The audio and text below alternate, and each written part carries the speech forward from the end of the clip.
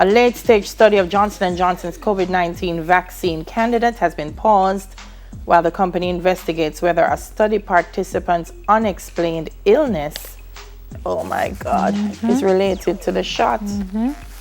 They said that illnesses, accidents, and other so-called adverse events, they are an expected part of any clinical study. And that's the hard thing about clinical studies.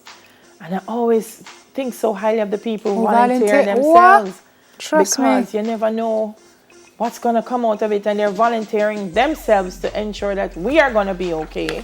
So, no, I have to give them credit. The pause is at least the second such hold to occur among several vaccines that have reached large-scale final tests in the U.S. And that's a challenge, you know, because every little kind of breakthrough sim, they push it and say, okay, this is it. And then something happens and they have to just pull it back. They haven't revealed any details about the illness. Well, this one, but the last one that was stopped, there were some neurological issues that patients were developing.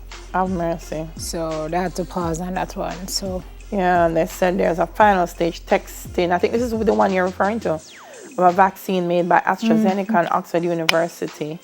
It remains on hold as they examine whether an illness in its trial poses a safety risk.